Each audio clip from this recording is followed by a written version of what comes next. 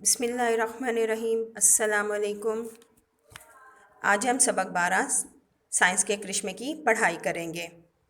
دیکھتے ہیں سب سے پہلے تدریسی مقاصد۔ اس سبق کو پڑھنے کے بعد آپ سائنس کی ترقی اور اہمیت سے آگاہی حاصل کر پائیں گے کہ سائنس کا ہماری زندگی میں کتنا اہم کردار ہے۔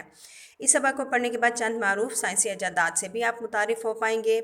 مزید سائنسی ایجادات کے مثبت اور منفی استعمال سے بھی آپ کو آگاہی حاصل ہوگی۔ سبق کو شروع کرنے سے پہلے ہم اس کے مشکل الفاظ کے معنی دیکھ لیتے ہیں۔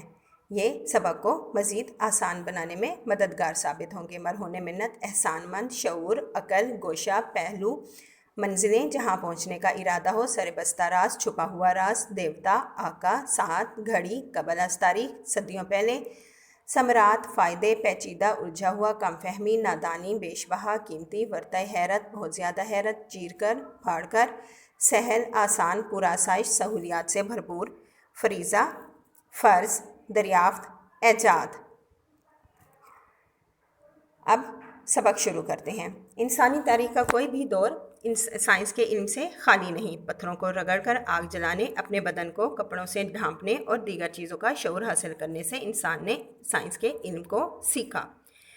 جیسے جیسے انسان نے عقل و شعور کی بنیاد پر سائنس میں ترقی کی، ویسے ویسے وہ سمندروں کی گہرائیوں میں چھپے خزانوں تک بھی جا پہنچا اور چاند تک رسائی حاصل کی، اور آج مریخ اور دوسری دنیائیں انسان کی تسخیر کی لپیٹ میں ہیں۔ انسان نے سائنس کی وجہ سے ہی سمندر کی تہہ میں اتر کر اور زمین کے سینے کو چیر کر اس میں سے سونا، ہیرے، موتی اور قیمتی معدنیات دریافت کی، یوں اپنی زندگی کو پرآسائش بنایا۔ انسان نے اپنی سائنسی ایجادات کے سفر کے آغاز میں پہیہ ایجاد کیا تو انقلاب برپا ہو گیا۔ شروع میں انسان سفر کے لیے اونٹوں، گدھوں اور گھوڑوں کا استعمال کرتا تھا، اور ایک جگہ سے دوسری جگہ پہنچنے میں انسان کو کئی گھنٹے لگ جاتے تھے، لیکن آج انسان نے سائنس کے علم کی مدد سے بسیں، کاریں، ریل گاڑیاں اور ہوائی جہاز بنا لیے ہیں، جن سے دنوں کا سفر گھنٹوں اور گھنٹوں کا سفر منٹوں میں طے کرنا ممکن ہو گیا ہے۔ باہمی رابطہ انسان کی دلی آرزو رہی ہے۔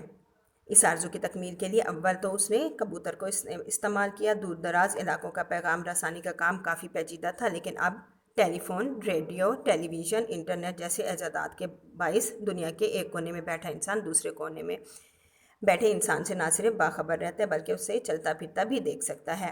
انٹرنیٹ، ٹیلی فون اور فیکس کے ذریعے انسان اپنا پیغام چند ساتوں میں دنیا کے کسی بھی گوشے میں پہنچا سکتا ہے۔ یہ محض سائنسی ایجادات کے باعث ہی ممکن ہوا ہے۔ سائنسی ایجادات نے ہماری زندگی کو بہت ہی آسان بنا دیا ہے۔ طب کے شعبے میں بھی اس کی اہمیت سے انکار ممکن نہیں۔ سائنسی ایجادات کی بدولت آج انسان کے جسم کے کسی بھی حصے کا بڑی آسانی کے ساتھ آپریشن کے ذریعے علاج کیا جا سکتا ہے۔ گویا ہم کہہ سکتے ہیں کہ سائنس انسانی اموات کی شرح میں کمی کا باعث بنی ہے۔ کھیتی باڑی اور زراعت انسان کے قدیم ترین پیشوں میں سے ہیں، لیکن آج انسان نے اس میدان میں بھی بیش بہا ترقی کی ہے۔ انسانی زندگی کا کوئی پہلو ایسا نہیں جو سائنس کے اثرات سے محروم ہو۔